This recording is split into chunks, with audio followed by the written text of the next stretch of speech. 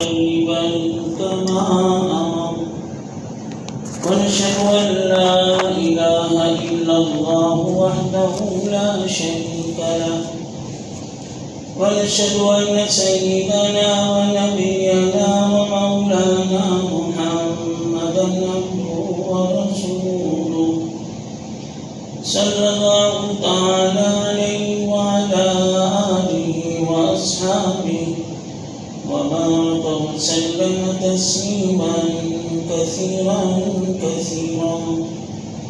أما بعد فقد قال الله تعالى: فأعوذ بالله من الشيطان الرجيم. بسم الله الرحمن الرحيم. ألا إن أولياء الله لا خوف عليهم ولا هم يحزنون الذين آمنوا وكانوا يتقون لهم البشرى في الحياة الدنيا وفي الآخرة لا تبديل لكلمات الله ذلك هو الفوز العظيم. وقال رسول الله صلى الله عليه وسلم: بشرا ولا تنفرا لا يؤمن أحدكم حتى أكون أحب إليه من والده وولده والناس أجمعين أو كما قال عليه الصلاة والسلام. میرے محترم بھائی دوستوں سنو، ابھی رمضان مبارک کا مہینہ بڑی تیز رفتاری کے ساتھ ہمارے سروں پر سے گزر گیا. جن کو اللہ تعالیٰ نے توفیق دی انہوں نے خوب اللہ کی بندگی کی، خوب عبادت کی اور رمضان مبارک کے مہینے سے جتنا فائدہ اٹھانا تھا انہوں نے فائدے اٹھائے اور فائدے حاصل کیے. جن کا رمضان قبول ہو گیا تو ان کی پوری زندگی بارگاہ عزتی میں قبول ہو جاتی ہے. جو لوگ رمضان صحیح طریقے سے گزارتے ہیں اللہ تعالیٰ پورا سال ان کا صحیح کر دیتے ہیں. تو رمضان کے جانے کے بعد جو ہمارے اندر کمیاں آئیں، جو ہمارے اندر کوتاہیاں آئیں، عبادت میں سستی پیدا ہوئی، تو یہ سب رمضان کی قدر نہ کرنے کی وجہ سے. ورنہ رمضان میں ہماری زندگیوں میں کتنی چستی تھی کہ ہم تہجد میں مسجد میں آ جاتے تھے، سحری کے وقت مسجد میں آ جاتے تھے اور دن بھر قرآن پاک کی تلاوت میں مشغول رہتے تھے، مخلوق کی خدمت میں ہم لگے رہتے تھے اور رات کو قیام اللیل میں تراویح میں ہم دیر تک اس طریقے سے کھڑے رہتے تھے. لیکن اب وہ باتیں نہیں رہی ہماری زندگی میں، تو اب اللہ کی جناب میں توبہ اور استغفار، اللہ سے معافی مانگے کہ اللہ جس طریقے سے رمضان گزارنا چاہیے تھا ہم نہیں گزار سکے. اب جو کمیاں کوتاہیاں رہ گئی اس کی تلافی کریں کہ عبادت میں اور زیادہ اپنے وقت کو بڑھائیں، اپنی زندگیوں میں سے سستی نکالیں. آپ صلی اللہ علیہ وسلم دعا مانگا کرتے تھے، اللہم انی اعوذ بک من العجز والکسل، اللہ عاجز بن جانے سے، کسل مندی بننے سے، سستی بننے سے اللہ تو ہماری حفاظت فرما۔ ہمیں بھی اس دعا کا اہتمام کرنا چاہیے، اللہم انی اعوذ بک من العجز والکسل۔ ورنہ جب زندگیوں میں عاجزی پنا آ جاتا ہے، سستی پنا آ جاتا ہے تو آدمی کچھ نہیں کر سکتا، پھر نہ دین کا کام کر سکتا ہے نہ دنیا کا بھی کام کر سکتا ہے۔ یہ فجر میں لوگ نہیں آتے، اذان کی آواز سنتے ہیں، نیند بھی کھلی رہتی ہے۔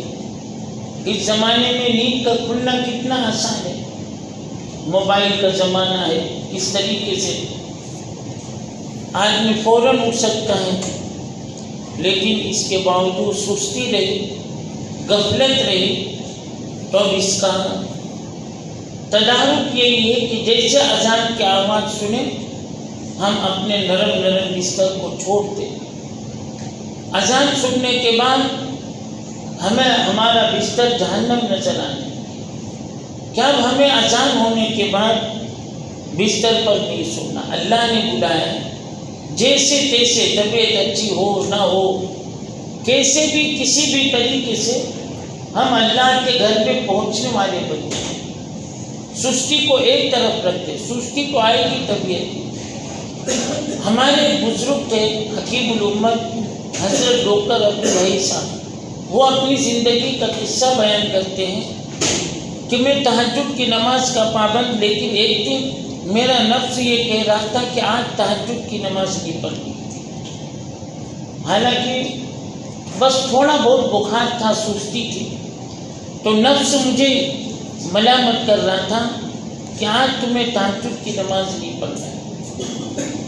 لیکن پھر میں نے اپنے نفس کو کہا کہ اگر تجھے تہجد کی نماز نہیں پڑھنی ہے تو کم سے کم اٹھ کے تو بیٹھ جا، ان لوگوں میں تیرا شمار ہو جائے کہ جو آخر وقت میں استغفار کرتے ہیں، آخر وقت میں توبہ کرتے ہیں، ان لوگوں میں تیرا شمار ہو جائے۔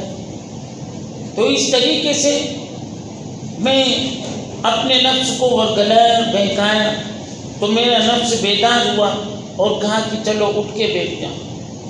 جب میں اٹھ کے بیٹھا، توبہ کرنے لگا، استغفار پڑھنے لگا، پھر تھوڑی دیر کے بعد میں نے اپنے نفس کو کہا کہ اب اٹھ کے تو بیٹھ گیا ہے، اب تو اور کر لے اتنا کہ وضو کر لے، ہاتھ منہ دھو لے تو تیری سستی دور ہو جائے گی۔ تو حضرت فرماتے ہیں کہ میں نے اس طریقے سے اپنے ہاتھ منہ کو دھویا، وضو کر لیا، مکمل اس طریقے سے وضو کر لیا۔ اب جب وضو کر لیا تو پھر میں نے اپنے نفس کو کہا اب تو تیری سستی دور ہو گئی، کیونکہ وضو کرنے سے سستی دور ہو جاتی ہے۔ آدمی مسجد میں آئے، کتنا بھی تھکا ہارا آئے، وضو کر لیتا ہے، آدمی اپنے ہاتھ منہ کو دھو لیتا ہے، تو اللہ تعالیٰ اس کے سارے ٹینشن کو اور اس کی ساری تکلیف کو وضو کرتے ہی اللہ تعالیٰ دور کر دیتے ہیں۔ یہ وضو اتنی بڑی نعمت ہے، وضو سے کتنی بیماریاں دور ہو جاتی ہے، ٹینشن کی بیماری، صدمے کی بیماری، آنکھوں میں روشنی کی کمی ہو، آدمی بار بار وضو کرے، آنکھوں پر پانی ڈالے، گردن پہ مسا جو آدمی کرتا ہے، گردن کتنا بھی دکھ رہا ہو، آدمی صحیح طریقے سے مسا کرے تو اللہ تعالیٰ اس کے گردن کی بیماریوں کو دور کر دیتے ہیں۔ پاگل پنے سے اللہ تعالیٰ وضو کرنے کی وجہ سے نجات دے دیتے ہیں۔ ایک پاگل شخص کو لے کر گیا ڈاکٹر کے پاس، تو ڈاکٹر نے دوا وغیرہ لکھی، تو وہ نماز کا پابند ہو گیا۔ تھوڑے دنوں کے بعد جب وہ آتا ہے تو اس کی دماغی کمزوری ٹھیک ہو جاتی ہے، تو ڈاکٹر پوچھتا ہے کیوں؟ تو کہنے لگا کہ میں وضو کرتا ہوں، اور گردن پر پھر بتایا کہ تم لوگ وضو کیسے کرتے ہو؟ تو غیر ڈاکٹر تھا، جب بتائیں کہ ہم گردن پر اس طریقے سے پانی لگا کے مسح کرتے ہیں، تو اس ڈاکٹر نے کہا کہ ہاں بس اس کی وجہ سے تمہاری یہ جو دماغ کی رگیں سوکھ گئی تھی، وہ دماغ کی رگوں میں پانی آ گئی، تراوٹ آ گئی، اس کی وجہ سے تمہارا دماغ اچھا ہو گیا۔ تو وضو بہت بڑی نعمت ہے۔ تو حضرت نے اپنے آپ کو اس طریقے سے نماز پڑھوایا۔ تو ایسے سستی تو سب کو آئے گی۔ رمضان گیا، لوگ بھی کہتے ہیں کہ رمضان جیسا مزہ نہیں آ رہا، تو کیسے رمضان جیسے مزہ آئے گا؟ رمضان میں جو مزہ آ رہا تھا عبادت کی وجہ سے، بندگی کی وجہ سے، قرآن کی تلاوت کی وجہ سے، اب وہ زندگی میں سے دھیرے دھیرے کم کر دیا یا نکال ہی دیا۔ بعض لوگ تو بس جیسے رمضان ختم ہوتا ہے مسجد میں وہ دکھتے ہی نہیں، بس طے کر لیا ہے کہ رمضان جب آئے گا تبھی ہم مسجد میں آئیں گے۔ تو پھر کہاں سے طبیعتوں میں بہار آئے گی، اور کہاں سے طبیعتوں میں نفاست آئے گی، اور پھر کہاں سے طبیعتیں اچھی بنے گی؟ تو آدمی کی طبیعت خراب ہے، بے چینی میں ہے، قرب میں ہے، یہ سب اعمال کے چھٹنے کی وجہ سے۔ جب زندگی میں سے عمل چھوٹتے ہیں تو زندگی پر اثر پیدا ہوتا ہے۔ اس لیے جو اعمال ہم رمضان میں کر رہے تھے، نماز، روزہ، تلاوت، دیگر ذکر و عبادت، مخلوق کی خدمت، اس کو پکڑ رکھنا چاہیے پورے سال، اس کو چھوڑنا نہیں چاہیے، جتنا ہو سکے پورے سال اس میں لگے۔ دیکھو رمضان میں شیطان بھی قید ہو جاتا ہے، ابلیس بھی قید ہو جاتا ہے۔ اب جیسے رمضان ختم ہوتا ہے تو ابلیس بھی چھپ جاتا ہے، شیطان بھی چھپ جاتا ہے۔ اب وہ قید میں سے نکل جاتے ہیں تو ان کو زیادہ موقع ملتا ہے ہم جیسوں کو بہکانے کا، ہم جیسوں کو پھسلانے کا۔ تو شیطان سے بچنے کے لیے ایک دعا ہے، آپ صلی اللہ علیہ وسلم نے ایک دعا یہ مانگی، امت کو تعلیم بھی دیا کہ تم اللہ سے دعا مانگو، اللہم انی اعوذ بک من ابلیس و جنودہ، اے اللہ ابلیسوں کی جماعت سے تو ہماری حفاظت فرما، ورنہ شیاطین آ کے بہکاتے ہیں آدمی کو۔ بلکہ جب یہ آدمی صبح سوتا ہے تو فرشتہ آ کے ایک طرف تو جگاتا ہے کہ بھائی اٹھ جاؤ اٹھ جاؤ، اور دوسری طرف شیطان بھی آتا ہے۔ شیطان وہ کہتا ہے کہ لیل طویل لیل طویل، کہ ابھی رات تو لمبی ہے، ابھی اور تم سو، اور یوں تھپکیاں دے کے سلا دیتا ہے۔ پھر آدمی کی فجر کی نماز بھی چلی جاتی ہے، تہجد کی نماز، سب دھیرے دھیرے۔ اور اگر اٹھ جاتا ہے، دیکھو تجربہ کہ آدمی صبح جلدی سے اٹھ جائے، غیروں سے سبق حاصل کرنا چاہے۔ غیر لوگ جلدی اٹھ جاتے ہیں، 3 بجے اٹھ جاتے ہیں، 4 بجے۔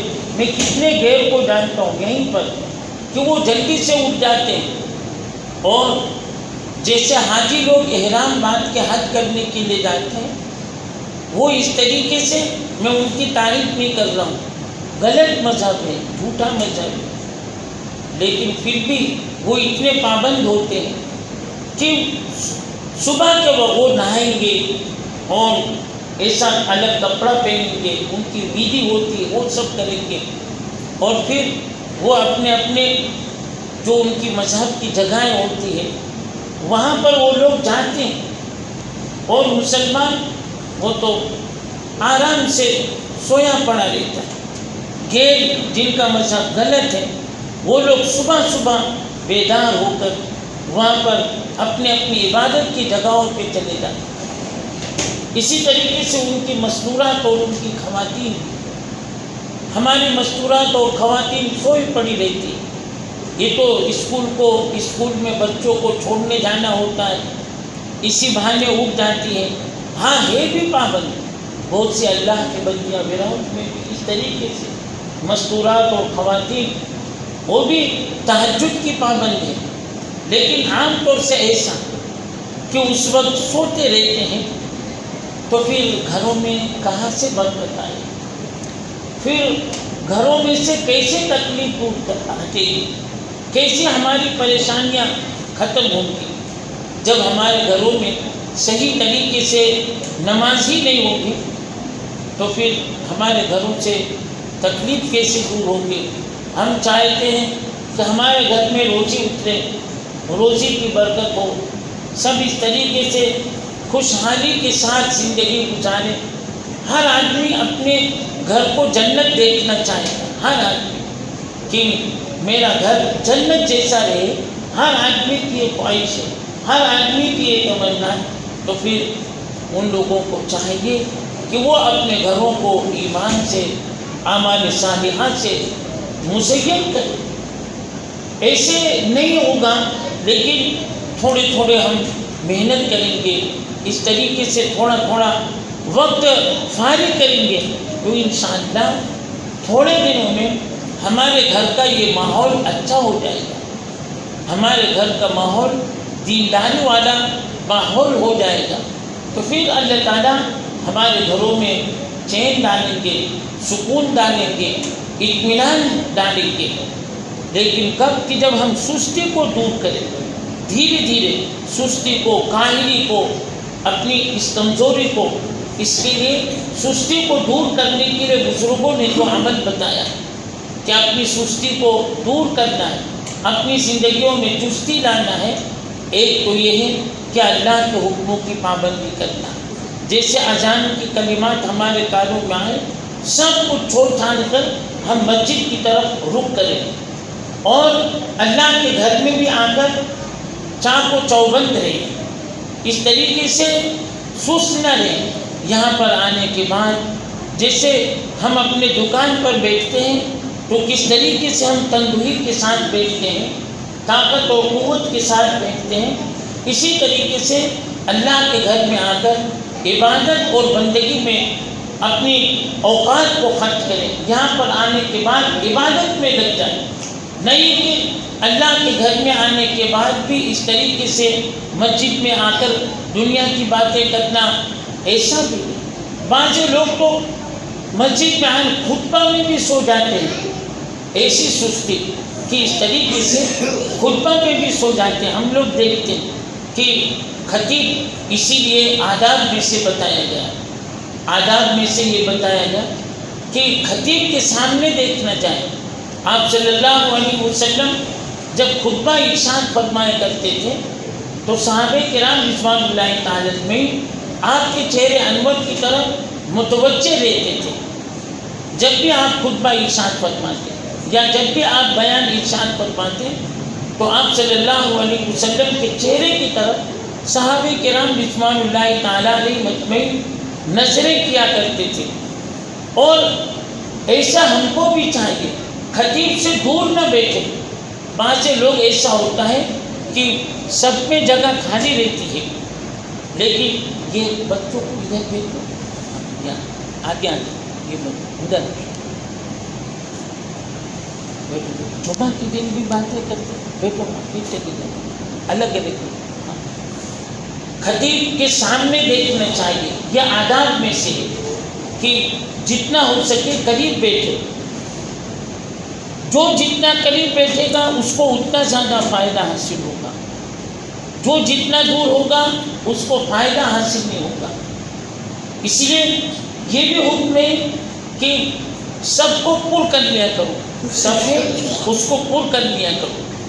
اگلے سب کے بڑے فضائل ہیں، فرمایا کہ 3 ایسے عمل ہیں کہ اگر لوگوں کو اس کا پتہ چل جائے تو جھگڑا کر کے اس ثواب کو، اس نیکی کو حاصل کرنے کی کوشش کریں، جھگڑا کر کے۔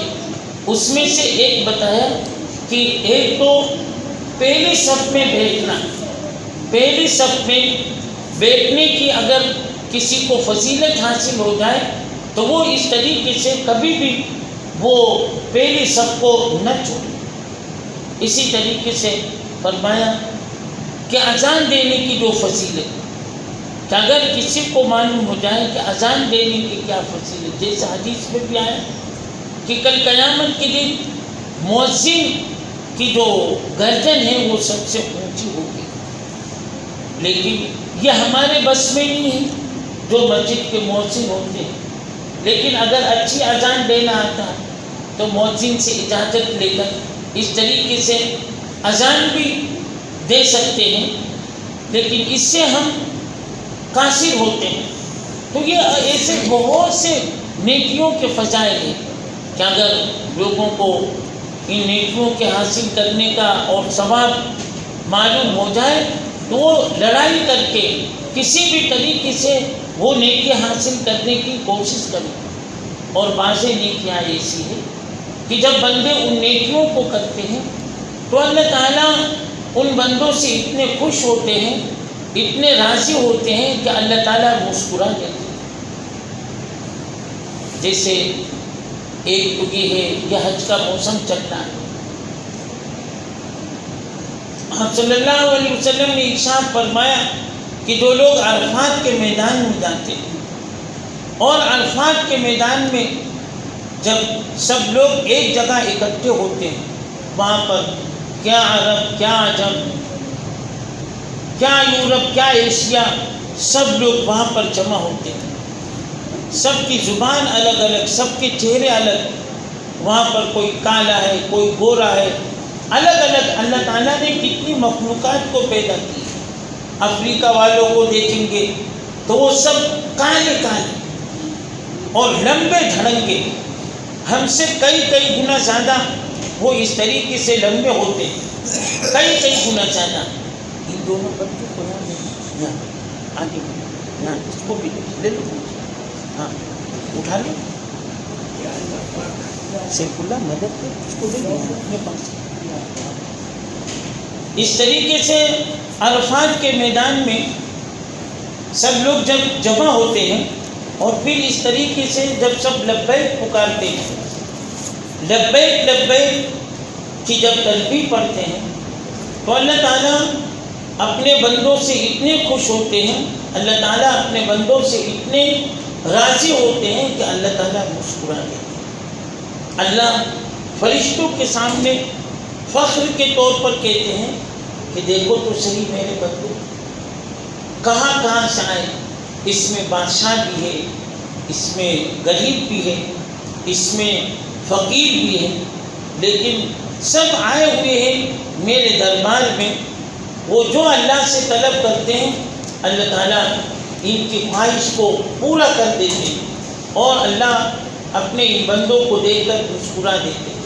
ایک تو یہ، دوسرا یہ ہے کہ جب اذان ہو جاتی ہے، جب اذان ہو جاتی ہے اور اذان کے بعد ہم دیکھتے ہیں سب بھاگتے کسی بھی طریقے سے کہ چلو جلدی سے مسجد میں نماز پڑھنے کے لیے، وہ آنے کی فکر میں رہ جاتے ہیں کہ کسی بھی طریقے سے آ جائے مسجد میں نماز پڑھیں۔ تو اللہ تعالیٰ فرشتوں کے سامنے فخر کے طور پر کہتے ہیں کہ دیکھو تو صحیح ہے میرے بندے کس طریقے سے میری محبت میں لبکتے جھپکتے بھاگتے ہوئے آ رہے ہیں۔ اللہ تعالیٰ خوش ہو جاتے ہیں اپنے بندوں سے۔ آپ صلی اللہ علیہ وسلم کا بھی یہی طریقہ تھا۔ آپ صلی اللہ علیہ وسلم کے بارے میں اماں عائشہ فرماتی ہیں کہ ہمارے نبی موجود ہوتے، باتیں کرتے گھر کی، کبھی ادھر کی ادھر کی، کبھی ایسا مجلس بھی رکھنا چاہے گھروں میں، اس طریقے سے ہنسی مذاق کی، اس طریقے سے باتیں کرتے۔ حضرت عائشہ فرماتی ہیں کہ اس طریقے سے باتیں کرتے رہتے، لیکن جب اذان کی آواز آپ صلی اللہ علیہ وسلم کے کان میں آتی تو آپ سب چھوڑ چھاڑ کر، اس طریقے سے سب چھوڑ چھاڑ کر مسجد میں آ جاتے تھے نماز پڑھنے کے لیے، اور ایسا لگتا تھا کہ ہمیں پہچانتے بھی۔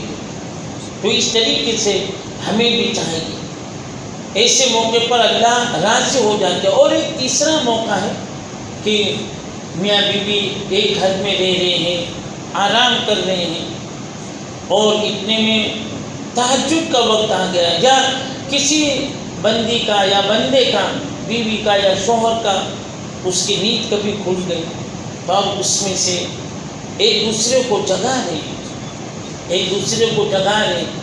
شوہر کی نیند کھل گئی، اب وہ بیوی کا اٹھ جاؤ، تہجد کی نماز پڑھ لو، کچھ عبادت کر دو، یا بیوی کی نیند کھل گئی، بیوی نے شوہر کو اٹھایا، تو پھر اس طریقے سے اگر ایسا کیا، اور جب وہ دونوں نماز پڑھنے کے لیے مصلی پر کھڑے ہوتے ہیں تو اللہ تعالیٰ فرشتوں کے سامنے فخر کے طور پر کہتے ہیں دیکھو تو صحیح میرے بندوں کو کہ اتنی لذت سے ہٹا کر یہ مصلی پر کس کے خوف سے اور کس کی محبت میں آئے اور کس کی محبت میں یہ نماز پڑھ رہے ہیں، تو اللہ تعالیٰ اتنے راضی ہو جاتے ہیں کہ اللہ کو مسکراہٹ آ جاتی ہے، اللہ مسکرا دیتے ہیں کہ یہ دیکھو تو صحیح میرے بندے بندیاں ایسے وقت میں اپنی تمام لذات سے یکسو ہو کر میری عبادت میں مشغول ہو گئے۔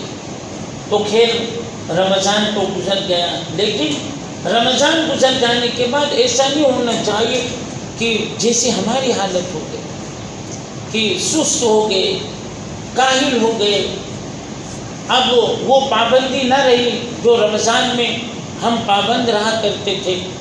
ایسا لگتا ہے کہ رمضان جانے کے بعد مسلمان یا نمازی وہ گم ہو گئے ہیں، اب ان کو تلاش کرنا چاہیے۔ دیکھو مسجدیں خالی نظر آ رہی ہے تو اس کا تدارک کرنا چاہیے۔ جتنی ہم نماز اور مسجد کو آباد کریں گے اللہ ہمیں آباد کرے گا، ورنہ اگر ہم نے اللہ کے گھر کو آباد نہ کیا تو پھر لوگ بھی ہمیں بھول جائیں گے اور اللہ بھی ہمیں بھول جائیں گے، اور پھر ہمارے اوپر حالات آنا شروع ہو جائیں گے۔ دیکھو اس وقت مسلمانوں کے اوپر کس قدر حالات ہیں، چاروں طرف مسلمانوں پر سخت حالات ہیں۔ ابھی یہ ووٹنگ کا سب زمانہ چلتا ہے تو ہم سب کو عبرت کے لیے اپنی آنکھیں کھول دینا چاہیے کہ اس وقت ہمیں کیا کرنا چاہیے۔ ہم سمجھداری سے کام لیں، بہت سو چکے اور بہت غفلت میں زندگی گزاری، اب ہمیں دین دنیا اس کے فرق سمجھنا چاہیے کہ کیا کرنا چاہیے۔ یہ جو اس وقت حالات چل رہے ہیں، الیکشن کا جو زمانہ چل رہا ہے، ہمارے بزرگوں نے مفتی لوگوں نے بھی یہ بتایا کہ ووٹنگ یہ فرائض میں سے ہے، یہ فرض کا درجہ رکھنا اور ایک امانت ہے۔ کسی کے بارے میں جیسے گواہی کی یہ سچے ہیں یہ جھوٹے ہیں، گواہی کیسے امانت ہوتی ہے، اس طریقے سے یہ ووٹنگ یہ امانت ہے۔ بہت سوچ سمجھ کر جو ہمارے بڑے یا اس طریقے سے جو ذمہ دار جس طرف کے سوچ سمجھ کر، ہمارے مسلمانوں کا غفلت کا یہ حال ہے کہ ابھی تک اتنا سب اوپر سے کہا جا رہا ہے لیکن ابھی تک کاغذات مکمل نہیں، ہمارے کاغذات مکمل نہیں۔ تو سب سے پہلے کاغذات کو مکمل کیا جائے، سب سہولت ہے۔ اگر کاغذات میں صحیح اس طریقے سے نام نہیں ہے یا کچھ غلط ہے، تھوڑا دوڑ بھاگ کرتے ہمارے نوجوان کتنے لوگ ہیں جو سب کا صحیح کر دیتے ہیں، کاغذات صحیح کر دیتے، نام وغیرہ صحیح کر دیتے ہیں۔ تو اس سے پہلے ہم اپنے کاغذات کو صحیح کر دیں، اپنے کاغذات کو مکمل کر دیں، ورنہ جب ووٹنگ کا وقت آتا ہے کاغذات مکمل نہیں ہوتا، پھر آدمی پریشان ہوتا ہے، پھر یوں کہہ کے سست ہو جاتا ہے، پھر وہ ووٹ ہی نہیں ڈالتا۔ اس لیے ابھی سے ووٹنگ کے جو کاغذات ہیں تلاش کر کے اس طریقے سے ابھی سے حاصل کرتے، اس کو اپنے بچوں کا بھی 18 سال کی عمر کے جو اس طریقے سے بچے ہو گئے ہیں ان کے بارے میں بھی ابھی سے سب یہ جو چیزیں ہوتی ہیں ووٹنگ دینے کے لیے جو کچھ کاغذات ہوتے ہیں وہ کاغذات ابھی سے مکمل کر دیں۔ اسی طریقے سے یہ بھی بتایا کہ جب ووٹنگ دے گئے اس کے بعد جو سلپ ملتی ہے تو اس کو بھی حفاظت سے رکھے۔ ہم لوگ کاغذات کو حفاظت سے نہیں رکھتے بلکہ اس کے لیے الگ فائل بنا لینا چاہیے اور اس میں اس طریقے سے اس قسم کے کاغذات کو رکھنا چاہیے، ووٹنگ کے کاغذات اور سلپ وغیرہ اور نام وغیرہ اس طریقے سے مکمل، تاکہ ہمارا ایک ووٹ بھی ضائع نہ ہو، ایک ووٹ میں کبھی فتح اور شکست کا مسئلہ ہو جاتا ہے، ایک ووٹنگ فتح یا شکست کا. جیسے اسکول میں کبھی کبھی ایسا ہوتا ہے، ایک نمبر کی کمی کی وجہ سے بچے فیل ہو جاتے ہیں، ایک نمبر کی کمی کی وجہ سے. تو اس طریقے سے اس کا بھی مسئلہ ہے. ابھی یہ چند دنوں میں یہ سب آنے والے ہیں، ایسے موقع پر اللہ سے دعا بھی مانگی جائے. ہم سب کو یہ دعا مانگنی چاہیے کہ اے اللہ جو بھی حکمراں ہے امانت دار آئے، سچا آئے، اصل اس میں ہماری کمی نہیں، کوتاہی نہیں. اللہ تعالیٰ نے وعدہ کیا ہے، وعد اللہ الذین آمنوا وعملوا الصالحات ليستخلفنهم في الارض ولتستخلفنهم في الارض وليمكنن لهم دینهم الذی ارتضى لهم وليبدلنهم امنا. کہ اللہ تعالیٰ نے یہ ارشاد فرمایا کہ حکومت اور اس طریقے سے زمین کی ملکیت وہ تو تمہارے حق میں رہے گی، اور جب تک ہمارے اندر صلاحیت رہی، ہمارے اندر استعداد رہی، تو اللہ تعالیٰ نے مسلمانوں کو یہ دوڑ بھاگ کی جتنی بھی کوششیں یہ اللہ تعالیٰ نے مسلمانوں کو عطا فرمایا تھا بطور نعمت کے. لیکن جب سے ناقدری کی، مغلیہ سلطنت کا پوری تاریخ آپ پڑھیں، تاریخ فریق کا ایک کتاب، کہ ہم اوپر سے عروج و زوال کا اثر کتاب، کہ ہم اوپر سے نیچے کیوں آئے، اس کی وجوہات تلاش کریں کہ ہم تو اونچے درجے پر، اتنے اونچے درجے سے نیچے کیوں آئے. کم سے کم ہمیں اپنی تاریخ معلوم ہونا چاہیے، ماضی کی، مستقبل کی. ہمیں اپنی تاریخ معلوم ہی نہیں، تاریخ کہ ہم کیا تھے. تاریخ ابھی بچوں سے پوچھا جائے تو وہی اسکول اور کالج میں جو تاریخ پڑھائے جاتے ہیں غلط سلط مسلمانوں کے بارے میں، کہ مسلمانوں کے پیشوا ایسے تھے، مسلمانوں کے حکمراں ایسے تھے، جو ان کی برائیاں یعنی جھوٹ ہے، سراسر جھوٹ ہے، جو ان کی برائیاں لکھی گئی ہیں وہی پڑھ لیتے اور سچائی کی طرف تو آتے نہیں. سچائی ہماری نگاہوں سے پہنچل دیتی ہے. تو اس کے لیے اس کی بھی ہم فکر کریں کہ ہم کو اللہ تعالیٰ کیسے آگے بڑھائے، اور اللہ تعالیٰ ہم سے یہ نظام کیسے چلوائے. ایسا نہیں کہ اب نہیں ہو سکتا، اللہ کی طرف سے ایک نظام ہوتا ہے. اگر مسلمان اپنے ایمان کو اور عمل کو مضبوطی سے تھام لے اور اس پہ کاربند ہو جائے، پابند ہو جائے، تو آج بھی اللہ تعالیٰ اسلامی سلطنت اور اسلامی حکومت کا نفاذ قائم اور دائم اس طریقے سے کر سکتے ہیں. اس لیے ایک تو اس طرف توجہ دلانی تھی، اور دوسری یہ ہے کہ ساری غلطی حکومتوں کے اوپر چھوڑ دینے ہی سے نہیں، سب چیز حکومتیں ہی نہیں کروا رہی. ہمارے گھروں میں ٹیبل آ گئے، ہمارے گھروں میں بے حیائی بے شرمی کی چیزیں ہمارے گھروں میں آ گئے. کیا یہ حکومت کی طرف سے یا حکومت نے کہا؟ ہمارے گھروں میں بے حیائی بے شرمی کی چیزیں آ گئی. سودی نظام، کیا یہ سلطنت اور حکومت والوں نے کہا؟ سود و نظام ہماری تجارتوں میں آ گیا. کیا بڑے تاجر کیا چھوٹے تاجر، شروع سے لے کر آخر تک سارا نظام یہ جو تجارت کا ہے، سودی نظام پر ہماری تجارتیں آ گئی. اب تو اللہ رحم کرے کہ چلو یہ تو تجارت ہی کی، اب تو گھر گھر عورتیں مستورات بھی اس میں ملوث ہو گئی. عورتیں مستورات اور خواتین اس طریقے سے اتنا پیسہ لو، اتنا لو، اتنا پیسہ لو، اتنا لو. مسلم عورتیں مستورات اور خواتین ان کے پاس پیسہ رہتا ہے، اس کا بھی اس طریقے سے لین دین سب شروع ہو گیا. شریعت کا یہ مسئلہ تھا تو مفتی لوگوں نے اجازت دیا تھا کہ بینک میں اپنا پیسہ سیفٹی کے لیے، حفاظت کے لیے رکھو. لیکن اب اس میں بھی جو پیسے رکھے جا رہے ڈبل ہو گئے، یہ سب اس طریقے سے ڈبل ہو جائے، اسی نیت سے لوگ اس طریقے سے رکھ رہے ہیں۔ تو سودی کاروبار بڑھتا چلا گیا اور سودی کاروبار یہ عام ہوتا چلا گیا۔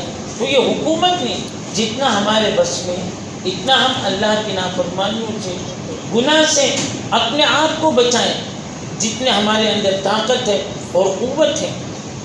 اسی طریقے سے یہ حج کے دن آنے والے ہیں، مہینے تو شروع ہو گئے، حاجی لوگوں کا بہت بڑا قافلہ ہمارے یہاں سے جا رہا ہے۔ ان لوگوں کا جوڑ ہوتا رہتا ہے باہر کوٹ مسجد میں، جمعہ، سنیچر، اتوار، 3 دن جوڑ ہوتا ہے۔ اس مرتبہ حاجی لوگ وہاں پر پہنچ گئے مانگرول جمعہ مسجد میں۔ آج سے جوڑ شروع ہو گیا ہے، فجر سے جمعہ، سنیچر، اتوار یہ جوڑ رہے گا حاجی لوگوں کا۔